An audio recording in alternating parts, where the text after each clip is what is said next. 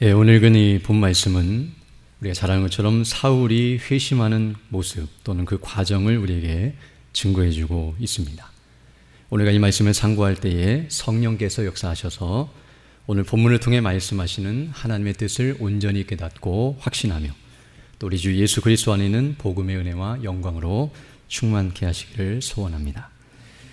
오늘 본문에 나오는 이 사울이라고 하는 인물은 우리가 잘 알고 있는 바울, 사도 바울을 가리킵니다.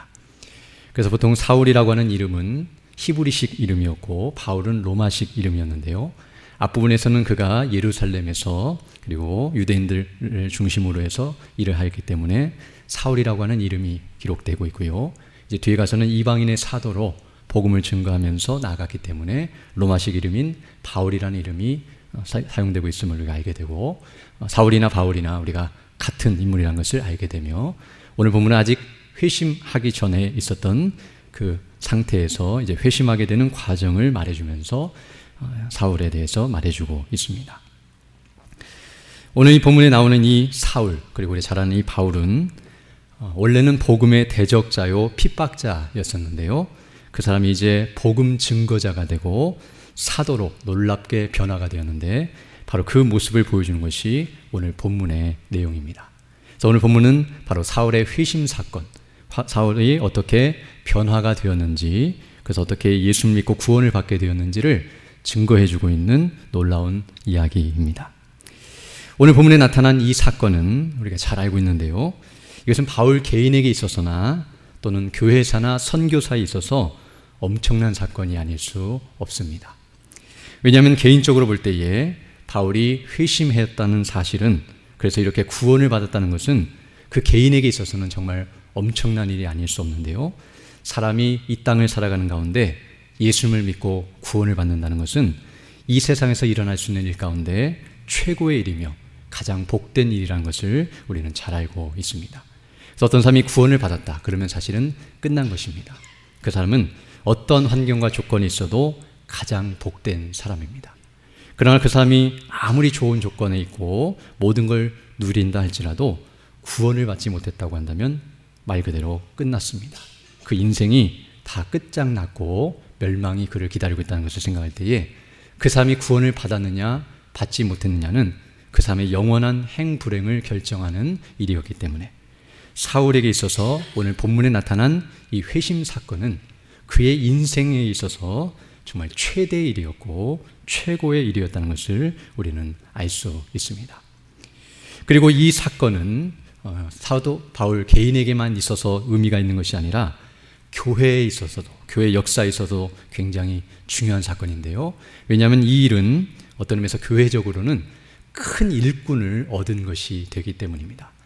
앞에서 우리가 사도행전 7장에서 볼 때는 스데반이라고 하는 정말 훌륭한 믿음의 사람을 잃어버리는, 그가 순교당함으로 말미암아 물론 그것이 손해가 되거나 또 교회에 어려움을 주는 부분들도 없지 않아 있었지만, 물론 하나님께는 영광이 되고 그 뜻을 이루는 과정 속에 있었던 걸 알게 되지만, 그러나 교회 면에서 볼 때에 큰 일꾼을 잃어서 어떤 의미에서는 좀 슬픔 가운데 있고 어려움이 있다고 한다고 한다면, 이렇게 바울이라고 하는 이 사람, 사울이라고 하는 이 사람을 얻게 된 것은 교회적으로 있어서는 정말 큰 영광이고 정말 힘이 되는, 위로가 되는 일이 아닐 수 없었을 것입니다. 더 나아가 이 바울의 회심 사건은 이제 선교 역사에 있어서도 놀라운 역할을 감당하고 또 큰 중요한 중추적인 역할을 감당했다는 것을 알게 되는데요. 이 바울의 이야기가 이제 사도행전 뒤에 계속 나오는데요. 이 바울의 1차, 2차, 3차 전쟁을 통해서 그는 이방인의 사도로서 이방 지역을 다니면서 전도함으로 말미암아 정말 오늘날 이렇게 교회가 계속 성장하고 부흥하는데 큰 기여를 했다는 것을 생각할 때, 물론 그것은 성령의 역사였고 하나님의 부르심과 보내심과 일하심의 결과지만 그 일에 쓰임받았다는 사실을 생각할 때에 오늘 본문의 사건은 엄청난 사건이었다는 것을 알 수 있습니다. 즉 사도행전을 보게 되면 지금 여기 9장까지 왔는데요. 이제 이 이후에는 이제 이 사울이라는 이름이 바울이라는 이름으로 바뀌어서 기록이 되면서 사도행전 끝까지 이 바울을 중심으로 해서 그의 선교 사역이 계속 기록되고 있고요. 그리고 우리가 잘 아는 것처럼 신약성경 27권 중에 약 13권 정도 되는 절반에 이르는 엄청난 정도의 신약성경을 기록한 저자라는 사실에서, 물론 원저자는 성령님이시지만 바로 이 사도 바울을 통해서 하나님께서 기록할 정도로 그렇게 두각을 드러내고 귀히 쓰임받은 인물이라는 것을 생각할 때에 오늘 본문 9장에 나타난 사울의 회심 사건은 정말 어떤 면에 있어서도 놀랍고도 영광스러운 일이 아닐 수 없다는 것을 우리가 알 수 있습니다. 그러하기에 오늘 본문의 사건은 사도 바울 개인에게 있어서는 결코 잊어버릴 수 없는 기념비적인 사건일 뿐만 아니라 죽을 때까지 잃어버릴 수 없는 평생에 계속 기억하고 또 자랑할 수밖에 없는 일이었을 뿐만 아니라 또 이 모습을 보고 있고 알고 있고 또 우리는 이제 기록된 하나님의 말씀을 통해서 이 사실을 깨닫고 있는데요. 이런 사도 바울이 회심한 사건을 보게 되면 많은 성도들이 부러움을 살 만한 일이었다는 것을 우리는 알 수 있습니다. 이런 사도 바울의 회심 사건을 보면서 많은 사람들이 나에게도 저런 일이 일어났으면 참 좋겠다. 또 저 사람에게도 이런 일이 일어나기를 바라고 또 이렇게 획기적으로 변화가 되거나 바뀌는 일, 전혀 바뀔 수 없는 것 같은 사람들이 이렇게 놀랍게 변하는 일이 일어나기를 바라는 것이 우리 마음속에 일어나는 마음일 수 있습니다.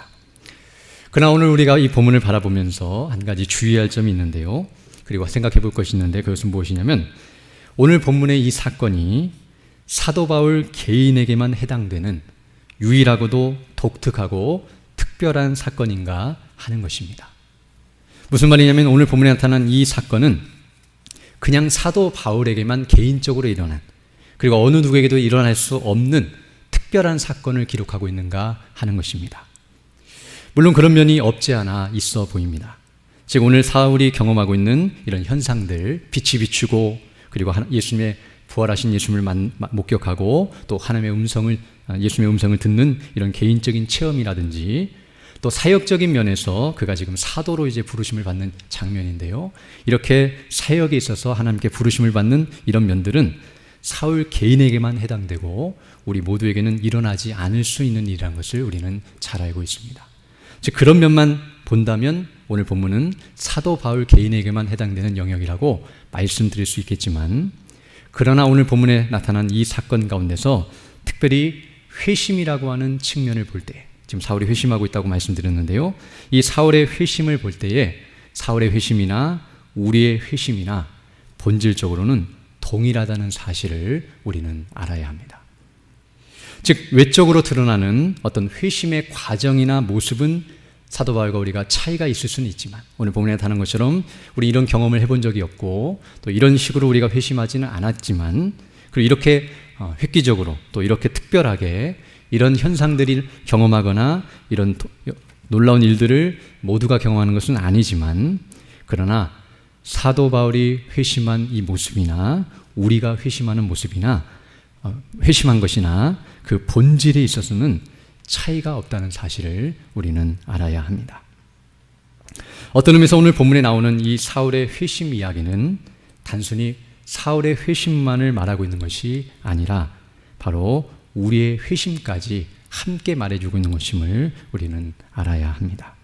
즉 사도행전을 기술하면서 지금 누가는 성령의 인도하심 가운데 이제 그 뒤에부터 바울의 이야기가 나와야 하기 때문에 이 바울이라는 사람이 어떻게 등장하게 됐는지, 이 사람이 어떻게 회심하게 됐는지 그 과정을 잠깐 설명하는 차원에서 이 9장을 기록하고 있는 것이 아니라, 물론 그런 영역도 있지만 그와 동시에 사울의 회심을 통해서 바로 오고 오는 모든 세대, 그리고 이미 이전 세대도 마찬가지인데요, 하나님의 은혜와 능력으로 회심이 일어나는 것이라는 사실을 증거해 주면서 이걸 통해서 그 본질을 드러내고 있다는 사실을 우리는 다시 한번 깨닫게 됩니다. 정말 사울이 회심한 것처럼 우리 모두도 회심했습니다. 그리고 앞으로 주님 오실 때까지 택하신 백성들이 그와 같이 회심할 것입니다. 그리고 지금 제가 계속 회심이라고 말씀드리는데, 회심이란 말은 마음을 돌이키고 변화가 되는 것을 말하지만, 그러나 그것은 궁극적으로 넓게 말하면 바로 거듭나서 회개하고 예수님을 믿음으로 구원을 받는 것, 그 전부를 의미하는 것이라고 말씀드릴 수 있습니다. 물론 오늘 이 나타난 회심은 그런 과정으로 이어지는 하나의 단계에 속한 것처럼 보일 수 있지만, 이런 일이 일어났다고 한다는 것은 이제 앞으로 하나님께서 그를 어떻게 변화시키실 것인가를 확인시켜 주시고 보증하신 사건이며, 또 이와 같은 일이 이제 계속해서 이어지게 되면 그가 구원을 받게 되는 그런 데로 나아가게 된다는 것을 생각할 때에 어떤 과정에 있든지 바로 하나님께서 이와 같은 놀라운 은혜를 베푸시고 있다는 것을 보게 되며, 바로 우리에게도 이런 일들이 일어난다는 것을 알 수 있습니다. 그러므로 정말 우리 가운데 오늘 본문에서와 같은 회심의 역사가 일어나기를 간절히 우리는 바라야 할 것이고요, 또 우리에게 이런 일이 일어났다는 사실로 인하여서 기뻐하고 감사해야 할 줄로 믿습니다. 뒤가서 이제 결론 부분에서 말씀드리겠지만, 앞서 말씀한 것처럼 외적인 모습은 좀 차이가 있어 보이지만 본질에 있어서는 전혀 차이가 없다는 것을 우리는 확인할 수 있습니다. 오늘날 우리가 살아가면서 오늘 이제 사울의 회심에 대해서 우리가 계속 살펴보게 될 것인데, 오늘 본문을 통해서, 그런데 우리가 이 시대를 살아가면서 안타까운 것은 이런 회심의 역사가 찾아보기 힘든 상태에 있다는 것을 우리는 보게 됩니다. 즉 어느 누가 회심했다는 이야기를 듣는 것이 희귀해져 가고 있고, 또 교회 안에 오랫동안 머물러 있으면서도 이런 회심의 역사를 경험하거나 회심했다고 확인되는 그런 사람들이 잘 나타나지 않고 있는 모습들, 그리고 마치 그것이 중단된 것처럼 보여지는 그런 현 시대를 우리가 살아가고 있음을 보게 됩니다. 그래서 많이 절망이 되고, 어떤 의미에서 하나님께서 그런 역사를 우리에게는 일으키지 않으시는가, 또 이가봇과 같이 하나님의 영광이 떠난 건 아닌가라는 두려움과 또 고통이 우리에게 찾아올 수도 있고요, 또 거기에 대한 갈급함과 또 간절함이 우리 안에 더 온전히 일어날 때가 아닌가 생각이 됩니다. 그러나 오늘 본문의 말씀, 특별히 오늘 본문에 나타난 이 사울의 회심의 모습을 보게 되면 사실 우리는 절망보다는 소망과 확신을 가지게 됩니다. 즉 오늘 본문의 말씀은 2000년 전에 있었던 한 사건을 말해주는 것이 아니라 바로 오고 오는 모든 세대 가운데 하나님께서 어떻게 우리를 회심시키시고 우리에게 이런 회심의 역사를 일으키시는지 그 본질을 보여주시면서 사도 바울을 일종의 모델로 삼아서 우리에게 본을 보여주고 있다는 것을 알게 되며, 물론 개인적으로도 또 특별히 사역적으로도 특별하게 그를 사용하신 면도 있지만, 그러나 우리는 그것보다는 본질적이고 보편적이고 일반적인 상태의 그런 회심의 부분을 함께 살펴보면서 하나님이 주시는 은혜를 받기를 원합니다. 먼저 오늘 본문을 보게 되면 사울이 회심하기 전에, 지금 오늘 본문은 이제 회심하는 과정을 보여준다고 말씀드렸는데요, 그 회심하기 이전에 어떠한 상태에 있었는지를 우리에게 가르쳐 줍니다. 그것이 바로 1절로 2절 말씀인데요, 우리 1절로 2절 말씀을 함께 읽도록 하겠습니다. 같이 함께 읽겠습니다. 시작. 사울이 주의 제자들을 대하여 여전히 위협과 살기가 등등하여 대제사장에게 가서 다메섹 여러 회당에 갈 공문을 청하니, 이는 만일 그 돌을 쫓는 사람을 만나면 물론 남녀하고 결박하여 예루살렘으로 잡아오려 함이라. 아멘. 우리가 읽은 것처럼 오늘 1절로 2절을 보게 되면 이 사울이라고 하는 사람이 주의 제자들, 바로 그리스도인들, 교회에 속한 하나님의 백성들을 말하는데요, 그들에 대하여 여전히 위협과 살기가 등등하여 대제사장에 가서 공문을 받아서 다메섹이라고 하는 그곳에 있는 돌을 쫓는 사람들, 곧 그리스도인들을 만나면 물론 남녀하고 결박하여 예루살렘으로 잡아오려 하였다고 말씀하고 있습니다. 지금 오늘 이 사울의 모습을 보게 되면 이 일에 있어서 얼마나 열심을 내고 있는가를 보여주고 있는데요, 사울이 처음 이름이 등장하는 곳이 7장 뒤에 보게 되면 사도행전 7장 58절의 말씀인데요, 거기서는 스데반을 죽이는 자리에서 그런 증인들의 옷을 받고 있고, 나중에 다른 곳을 보게 되면 가편 투표를 했다는 사실을 보게 되는데요, 공회 앞에서 그 일에 동조하고 있는 인물이었다는 것을 우리에게 말해주고 있습니다.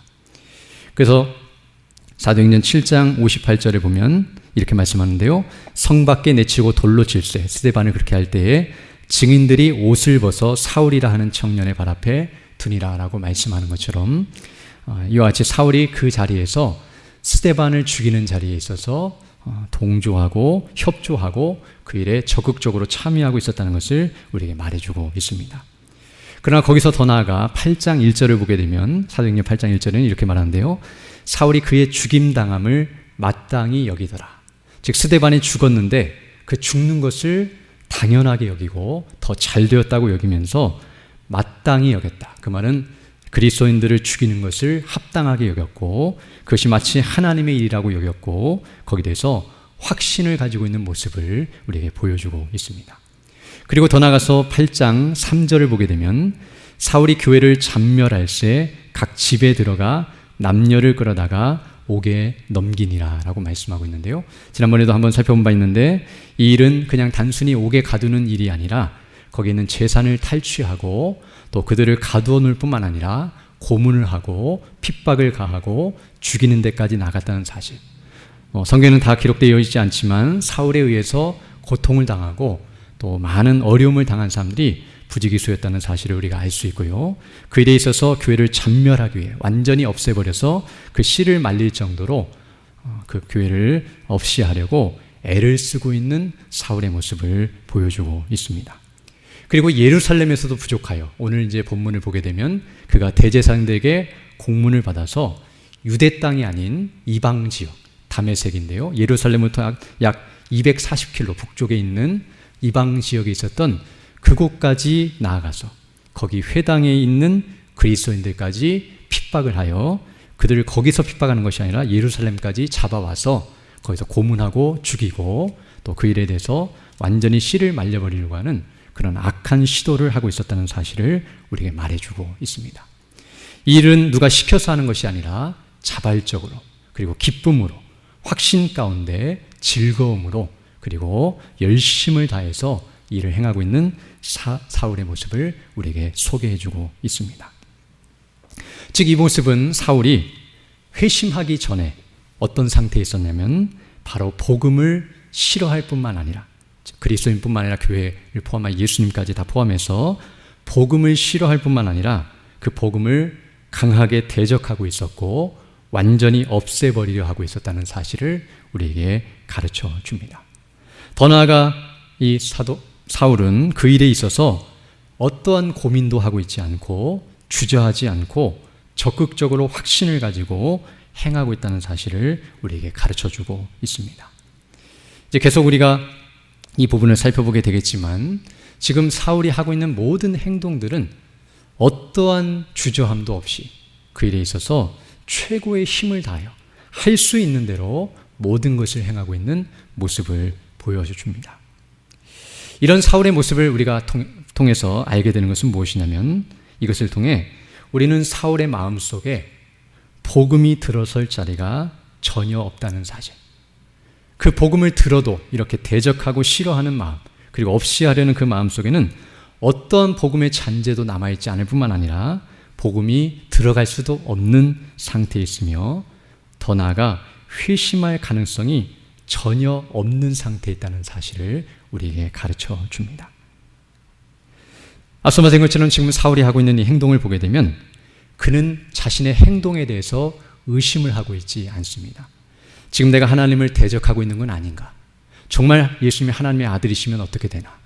지금 저들이 믿고 있는 것이 진리이면 어떻게 되나라고 의심하거나 생각하거나 고민하고 있지 않습니다.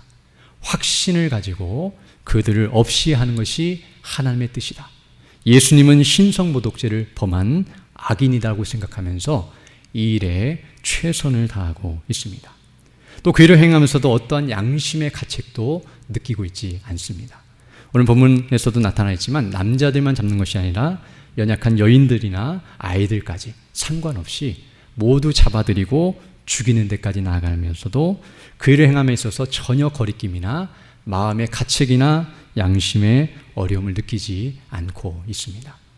또 더 나아가서 이런 하나님의 일을 대적하고 하나님의 교회를 대적하고 그리고 그리스도인들을 핍박하는 일에 있어서 어떠한 어려움도 당하고 있지 않다는 것을 보게 됩니다. 즉 이 일을 함에 있어서 너무나 순조롭습니다. 공문을 받아내는 데 있어서도 그리고 오늘 본문을 보게 되면 여기까지 오다가 실패를 하거나 어려움을 당하거나 실수를 하는 일이 아니라 오늘 본문 3절을 보게 되면 사울이 행하여 다메섹에 가까이 가더니, 즉 그 일을 그냥 계획만 세웠다가 실패한 것이 아니라 그 일을 실행하는 데 있어서 어떠한 걸림돌도 어떠한 방해거리도 없이 이제 다메섹까지 이를 때까지 편안하고 안전하게 그리고 순조롭게 일이 진행되고 있는 것, 즉 어떠한 방해거리도 거절이나 어려움도 없는 상태에서 이 일이 진행되고 있다는 것을 보게 됩니다. 즉 사울은 이 일을 행함에 있어서 앞서 말씀드린 것처럼 마음에 어떤 동요도 일어나지 않고 있고, 보통 어려움을 경험하면 내가 지금 실수하고 있는 건 아닌가, 하나님께서 막으시는 건 아닌가, 잘못한 것은 아닌가라고 되돌아보게 되는데요, 그런 것도 전혀 없이 전혀 고민하지 않은 상태에서 그 일을 진행하고 있는 모습을 우리에게 보여주고 있습니다. 그런데 이런 상태에 있는 사울이 오늘 본문을 보게 되면 회심하고 있습니다. 이것은 정말 놀랍고도 놀라운 일이 아닐 수 없습니다. 즉 그가 회심하기 전에 조금이라도 고민하고 있었거나 그에 대해서 의심하거나 마음의 갈등을 느끼거나 우리 흔히 말하는 것처럼 그 일에 대해서 양심의 가책을 느끼거나 여러 가지 어려움을 봉착해서 고통을 느끼면서 고민하는 가운데 있다가 회심했다면 그런 과정 속에서 회심이 일어날 수 있겠구나라고 이해할 만하지만, 전혀 그런 일이 일어나지 않고 있고 사실은 복음이 설 자리가 전혀 없는, 정말 찔러도 피 한 방울 나지 않을 것처럼 그렇게 복음을 없이 하려고 달려드는 맹수와 같은 그런 아무도 저지할 수 없는 상태에 있는 사울이 이렇게 꼬꾸라지고 완전히 무너지고 회심하고 있다는 것은 정말 놀라운 일이 아닐 수 없습니다. 바로 오늘 본문은 그 사실을 우리에게 분명하게 증거해주고 있는데요, 이걸 통해서 오늘 본문은 우리에게 무엇을 가르쳐주고 있냐면, 바로 앞서 말씀드린 것처럼 회심이라는 측면에서 볼 때에 회심이라고 하는 것은 인간 스스로의 힘으로 되는 것이 아니라는 사실을 분명하게 가르쳐 줍니다. 즉 사람의 지혜나 사람의 능력이나 또는 사람의 결심이나 노력으로 회심할 수 있는 것이 전혀 없다는 사실. 어떤 의미에서 지금 사울은 그런 것에 있어서 다 배제가 되어 있고 전혀 그런 것들이 끼어들 만한 여지가 없는 상태에 있음에도 불구하고 그가 회심하고 있다는 사실은 그 스스로 노력해서 회심하고 있는 것도 아니고, 다른 사람들이 그를 책망하거나 핍박하거나 그를 권면해서 그가 그 도움을 받아 회심하고 있는 것이 아니라는 사실을 분명하게 깨닫게 됩니다. 사람들은 이 일에 있어서 오해를 할 때가 많습니다. 즉 많은 사람들은 자기 스스로의 힘으로 모든 것을 할 수 있다고 생각합니다. 내가 이 일도 할 수 있고 저 일도 할 수 있고 나는 얼마든지 내 자신을 바꿀 수도 있고 멈출 수도 있다. 내가 하고자 하는 것은 다 할 수 있다라고 생각하며, 오늘 본문 보게 되면 사울은 자기가 계획하고 마음 먹은 대로 다 실행하고 있고 그 일이 힘을 얻고 있고 그 일이 순조롭게 진행되고 있는 모습을 보게 됩니다. 그러나 이제 조금만 읽게 되면 그렇지 않다는 사실을 발견하게 되는데요, 그럼 오늘 본문 보게 되면 그렇게 자신만만했던 사울도 하나님 앞에서는 아무것도 할 수 없는 무능력한 존재라는 사실을 드러내게 됩니다. 오늘 본문에서 회심이 일어나는 이 사건이 바로 그것인데요, 하늘로부터 빛이 비치자 그 빛에 의해서 그의 눈이 멀어버렸습니다. 그래서 오늘 본문 8절로 9절을 보게 되면 이렇게 말씀하고 있는데요, 사울이 땅에서 일어나 눈은 떴으나 아무것도 보지 못하고 사람의 손에 끌려 다메섹으로 들어가서 9절 보면 사흘 동안을 보지 못하고 식음을 전폐하니라 라고 말씀하고 있습니다.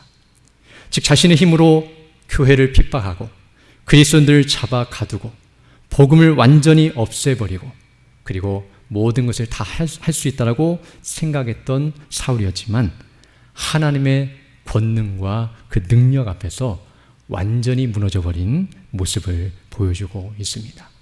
그 빛 가운데서 그의 눈이 멀어버려서 자신 스스로 걸어가지 못하고 다른 사람의 도움을 받아야만 걸어갈 수 있는 그런 비참한 상태에 있게 된다는 것을 보게 되고요, 또 스스로 힘으로 눈을 뜰 수 없는 상태, 여기 사흘이 됐음에도 불구하고 계속 보지 못하고 있는 상태는 자기 힘으로 눈을 뜨려고 해도, 그리고 자기 노력으로 눈을 뜨려고 해도, 하나님이 감기셨어도 스스로 뜨려고 해도 뜰 수 없는, 전혀 힘쓸 수도 없고 아무것도 할 수 없는 그런 비참하고 무능력한 상태의 그런 모습을 여실히 보여주고 있습니다. 바로 이것이 사울뿐만 아니라 하나님 앞에서 우리 모든 인생의 모습입니다.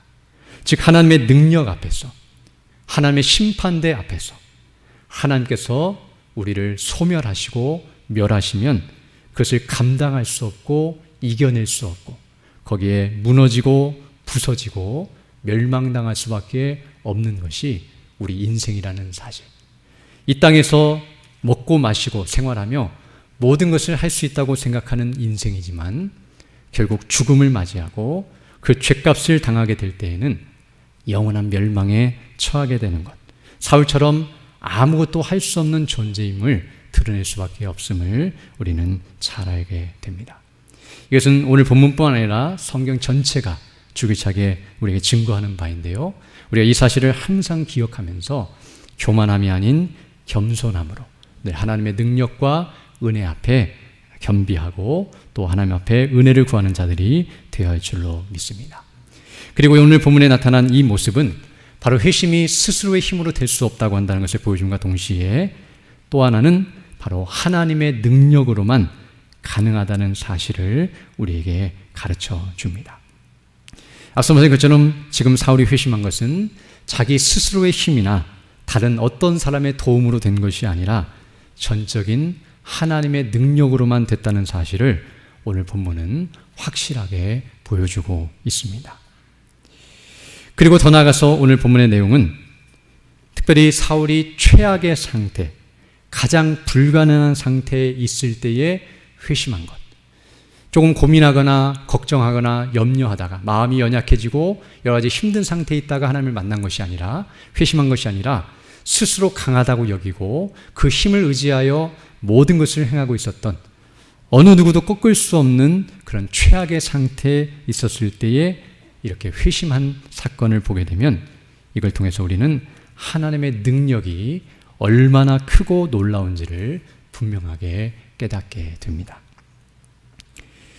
즉, 이 모든 것들은 전적인 하나님의 능력이요, 하나님께서 행하신 일이라는 것을 우리에게 보여줍니다.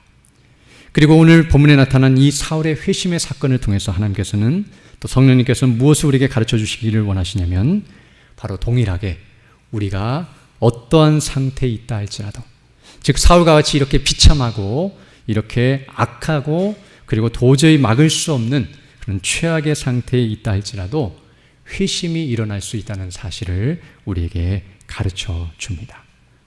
어떤 면에서 지금 사울이 이런 상태에 있다는 사실은 하나님께서 그냥 내버려 두셨다는 것을 보게 되는데요. 이전에는 지금 이 모습을 통해서 하나님의 능력이 아니라면 인간 스스로는 회심할 수 없다는 사실을 분명하게 보여줍니다.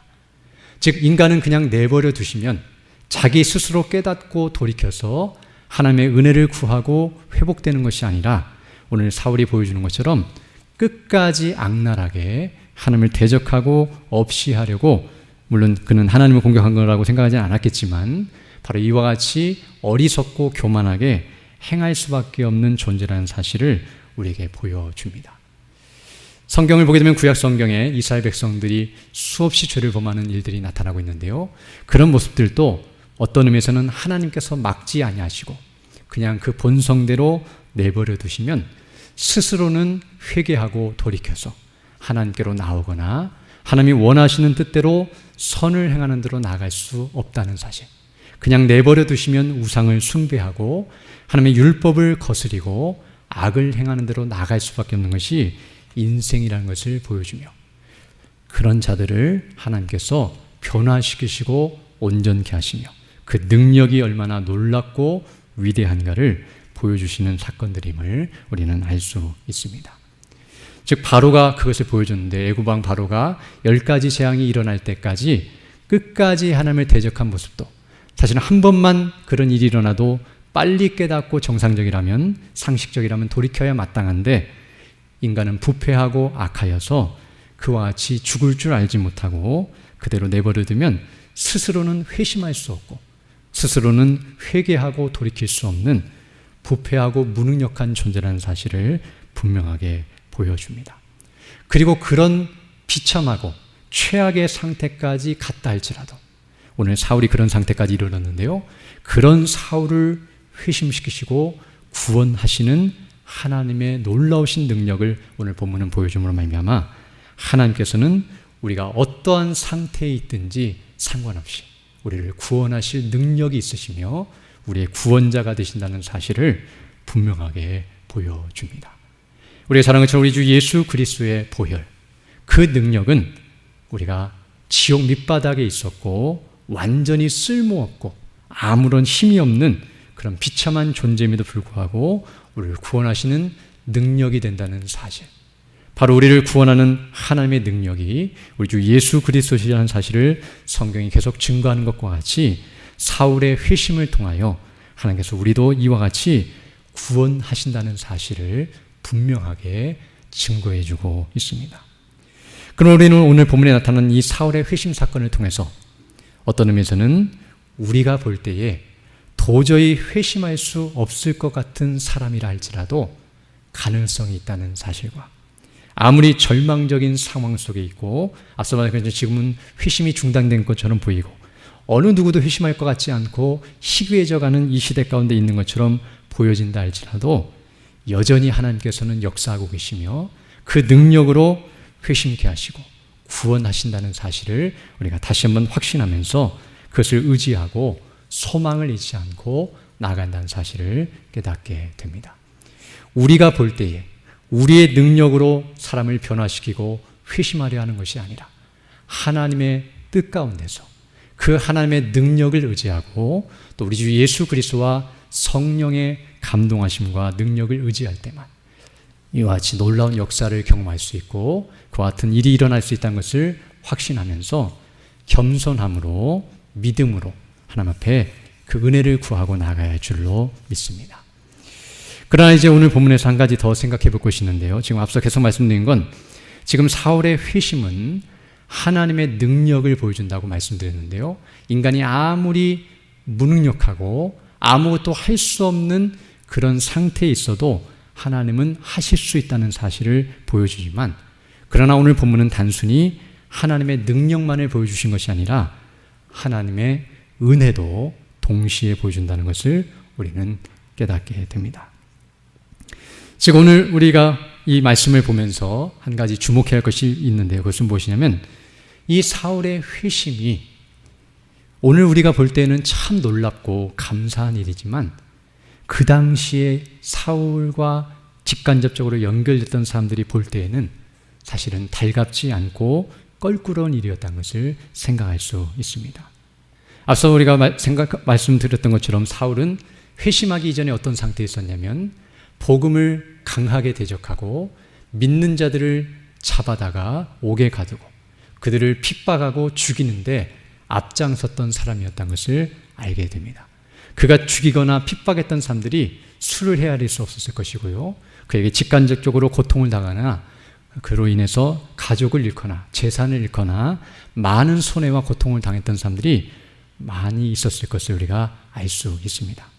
또 오늘 본문에 나타나지 않지만 뒤에 가서 보게 되면 아나니아에게 하나님께서 말씀하셨을 때에도 사울이 여기 온다는 소식을 여기 다메섹에 있는 교회 성도들이 듣고서 두려워 떨고 있었고, 그가 이렇게 회심했고 은혜를 받았다는 사실을 들으면서도 아나니아도 그에게 가기를 두려워했으며, 또 그가 이렇게 구원을 받았다는 이야기를 들었어도 그의 제자됨을 많은 사람들이 믿지 않는 상태에 있었던 것을 생각할 때에, 물론 그것이 그렇게 믿기 힘든 어려운 일이었을 뿐만 아니라 그 일에 대해서도 쉽게 받아들이기 어려운 일이었다는 것을 우리는 알 수 있습니다.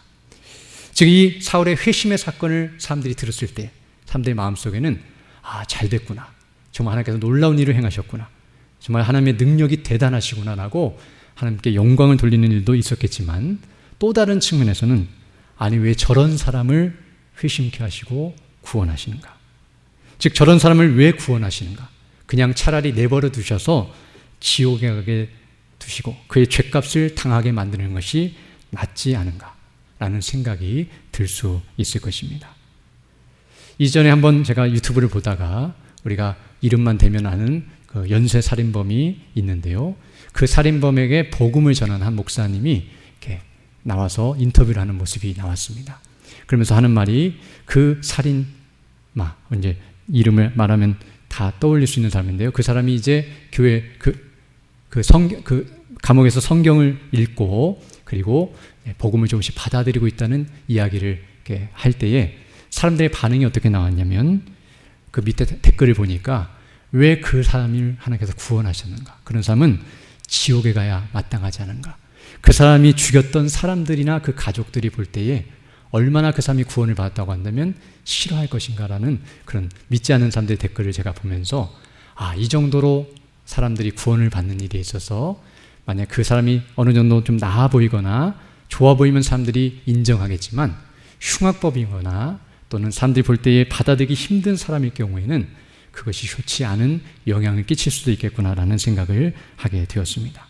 어찌 보면 오늘 본문에 나타난 이 사울의 회심도 지금 우리는 멀리 떨어져 있고 그 사람이 행한 일에 대해서 자세히 알지 못하기 때문에 이런 사람도 구원받았구나라고 생각하며 감사하고 기뻐하는 마음이 들 수 있겠지만 그러나 이 사람을 생각할 때에 그 마음속에 저런 사람이 어떻게 회심할 자격이 있는가? 그런 자격이나 조건이나 상태나 존재가 되는가라고 여기지만 할 것입니다. 그래서 저런 사람보다는 차라리 그보다 더 나은 사람이 회심하는 것이 더 좋을 텐데 라는 생각이 들만합니다. 앞서 말한 것처럼 최악의 상태에 있었고 도저히 구원받을 수 없을 것 같고 구원받아서는 안 될 것 같은 사람이 구원을 받고 있는 모습이 본문에 소개되고 있기 때문입니다. 그러나 우리는 이 말씀을 통해서 분명히 알아야 합니다. 성령께서 이 말씀을 기록해 하시고 지금 하나님께서 성령님을 통하여 그리스도의 피로 사울의 죄를 씻어주시고 그로 회심케 하시고 구원하여 주시는 이 놀라운 역사를 일으키심은 바로 우리에게 그 메시지를 전하시기 위함임을 우리는 알아야 합니다. 즉 그것은 무엇이냐면 어느 누구도 이 세상의 어느 누구도 회심할 만한 자격이나 조건을 가진 사람은 아무도 없다는 사실입니다. 사울과 같은 자를 회심케 하시고 그를 구원해 주신 것은 바로 하나님의 은혜입니다. 앞서 말한 것처럼 그가 스스로의 힘으로는 구원할 수 없고 회심할 수 없는 능력이 없는 무능력자여서 하나님께서 그를 능력으로 구원시켜 주신 것이 아니라 사실은 그는 그런 만한 존재도 아닌데 하나님께서는 은혜로 그를 회심케 하시고 구원하여 그 자녀를 삼으시고 그 백성을 삼으시고 그리고 하늘나라 그 영생을 누리게 하시는 그런 복된 자리로 이끄시고 있다는 사실을 우리에게 가르쳐주고 있습니다.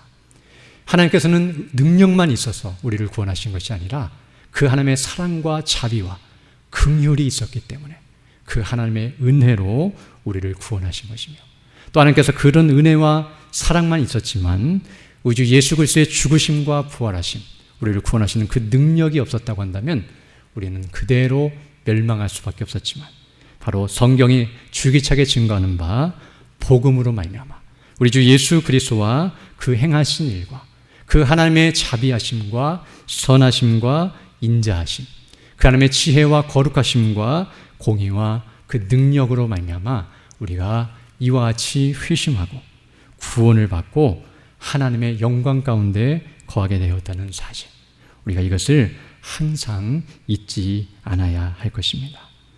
바로 오늘 본문을 통해서 하나님께서는 그 사실을 우리에게 다시 한번 가르쳐주고 있습니다.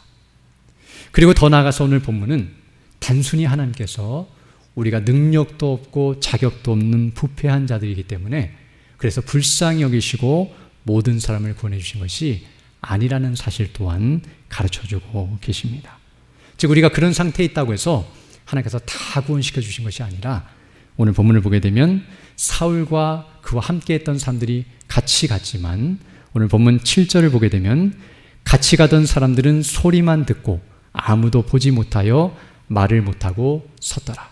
즉 거기 있는 모든 사람들에게 하나님께서 예수님의 음성을 들려주시고 그들에게 빛을 비춰주시고 그들의 죄를 깨닫게 하시고 그리고 예수님이 누구신가를 가르쳐주시고 회개하고 예수님을 믿어 구원을 받게 하신 것이 아니라 사울에게만 이런 놀라운 은혜를 베풀어 주셨고 다른 사람들은 동일한 장소에 동일한 상태에 있었지만 은혜를 받지 못한 상태에서 그대로 버려둠을 당하고 있다는 사실 물론 그들이 이제 나중에 사울을 통해서나 다른 사람들을 통해서 복음을 듣고 구원을 받았는지는 우리가 알 수 없지만 이 상황 속에서는 그런 일이 일어나지 않고 있다는 것과 또 성경을 보게 되면 똑같은 장소, 똑같은 일을 하고 있고 똑같이 복음을 듣고 똑같은 죄인임에도 불구하고 모두가 동일하게 구원을 받는 것이 아니라 하나님의 은혜로 하나님의 택하심을 따라서 하나님의 뜻 가운데서 구원을 받는다는 사실.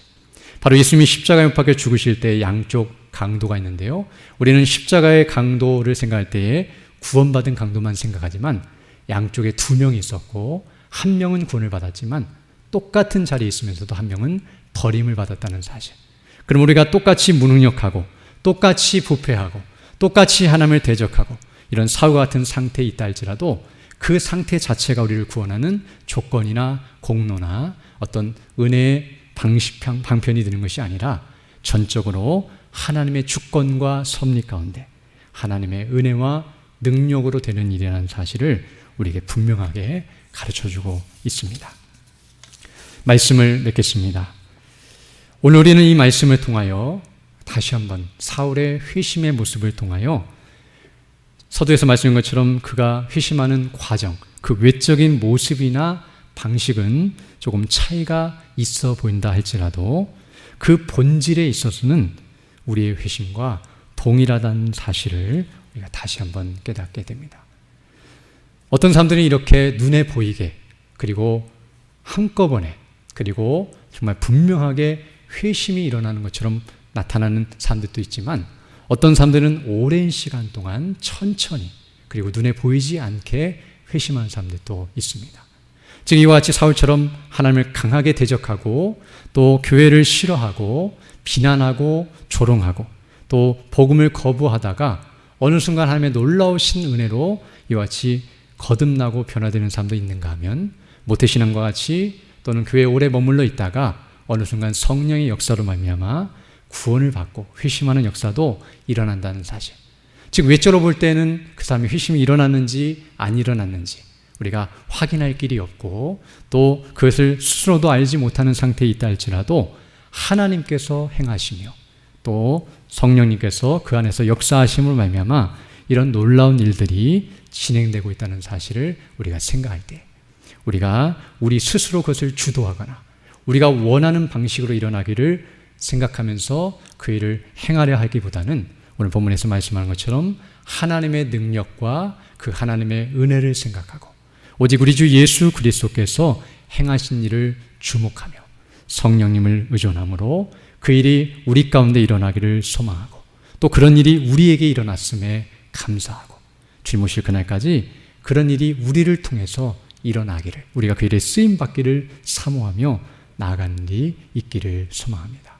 물론 오늘 이 사울이 복음을 듣다가 그런 일이 일어난 것이 아닌다 할지라도 이전에 계속 그는 복음을 듣고 있었고 즉 반대적으로 듣고 있었지만 교회를 보면서 그들이 핍박을 당하면서도 끝까지 복음을 믿고 의지하는 모습을 보면서 마음속에서 계속 그로 하여금 복음이 무엇인가를 주목하게 만들었고 그는 직간접적으로 계속 복음을 듣고 있었다는 것을 알게 되는데요.